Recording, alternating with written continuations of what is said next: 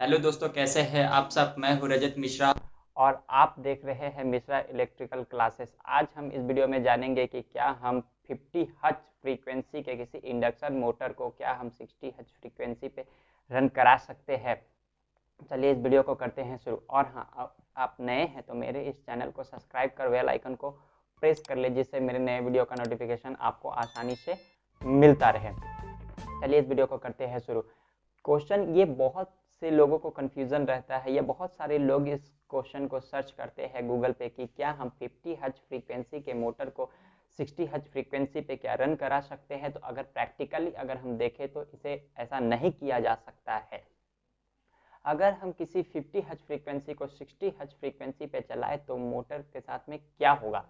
अगर हम थ्योरेटिकली देखें तो अगर हम किसी भी मोटर के फ्रीक्वेंसी को बढ़ाते हैं तो उसके आरपीएम पे क्या प्रभाव पड़ता है, जबकि उसका synchronous speed is equal to जो होता है 120 एफ बाई पी। अगर मान लेते हैं कि कोई मोटर हमारा 4 पोल का है, अगर हम उसे 50 हर्ट्ज फ्रीक्वेंसी पे रन कराए तो उसका जो आरपीएम जो होगा, उसका जो रेटेड स्पीड निकल करके आएगा वो 1500 आरपीएम निकल के आएगा। 1500 आरपीएम जो उस मोटर का स्पीड होगा। अगर हम उसी मोटर के फ्रीक्वेंसी को अगर हम बढ़ा दे तो अगर हम उस फ्रीक्वेंसी को 50 की जगह 60 कर दे तो क्या होगा। अगर हम उस फ्रीक्वेंसी की जगह पे 60 कर दे तो एन एस यानी सिंक्रोनस इज इक्वल टू होगा 120 एफ बाई पी। अगर हम एफ को इंक्रीज करते हैं तो उसका स्पीड क्या होगा, 1800 आरपीएम हो जाएगा, यानी 1800 आरपीएम होगा। यानी कि उस मोटर का स्पीड क्या होगा कि बढ़ जाएगा।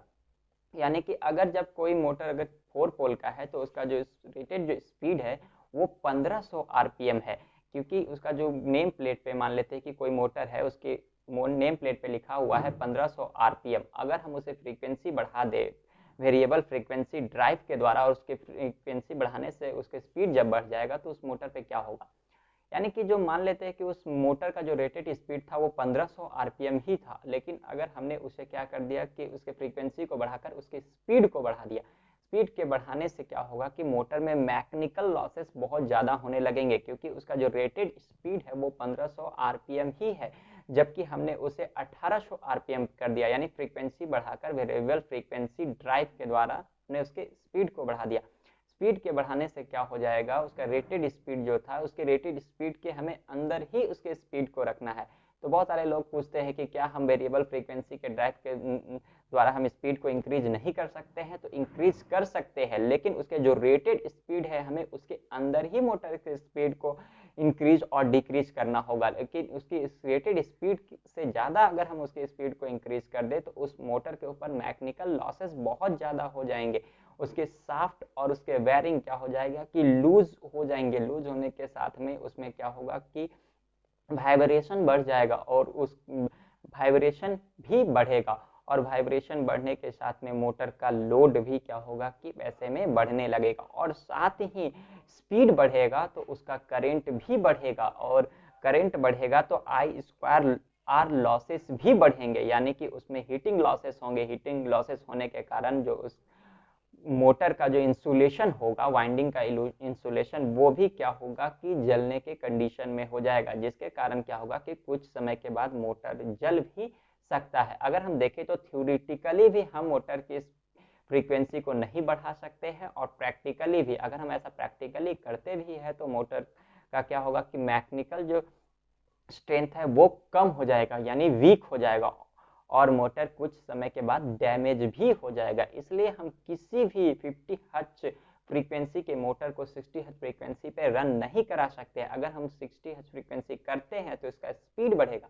स्पीड बढ़ेगा तो उसमें बहुत सारे लॉसेस हो जाएंगे, क्योंकि उस मोटर का 4 पोल का मोटर है, तो अगर 4 पोल का मोटर है या 2 पोल का मोटर है तो उसका जो रेटेड स्पीड है उस रेटेड स्पीड पे भी हमें उस मोटर को चलाना होगा। यानी कि उस रेटेड स्पीड के अंदर ही हम उस स्पीड को वेरी कर सकते हैं, जबकि उसके रेटेड स्पीड से ऊपर जाके अगर हम वेरी करते हैं तो वो मोटर क्या होगा कि कुछ दिनों के बाद जल जाएगा। तो आज हम इस वीडियो में जाने कि हम किसी भी मोटर में फ्रीक्वेंसी को बढ़ाते हैं, यानी 50 हर्ट्ज फ्रीक्वेंसी अधिक करते हैं तो उस मोटर का क्या होगा कि मैकेनिकल जो लॉसेस होंगे वो बढ़ जाएंगे, हीटिंग लॉसेस बढ़ जाएंगे, और यहाँ तक कि उसके वाइंडिंग का इंसुलेशन जलने का भी खतरा हो जाएगा। इसलिए हम वेरिएबल फ्रीक्वेंसी ड्राइव यानी VFD के द्वारा हम उसके रेटेड स्पीड के अंदर ही हम उसके स्पीड को वेरी कर सकते हैं, जबकि उसके रेटेड स्पीड के ऊपर नहीं जा सकते हैं। इसलिए हम किसी भी मोटर, इंडक्शन मोटर में हम फ्रीक्वेंसी को बढ़ा करके उसके स्पीड को इंक्रीज या डिक्रीज नहीं कर सकते हैं। ऐसा पॉसिबल है, हो जाएगा, लेकिन क्या होगा कि वो मोटर का कंडीशन खराब हो जाएगा, यानी कि वो मोटर कुछ समय के बाद डैमेज भी हो जाएगा।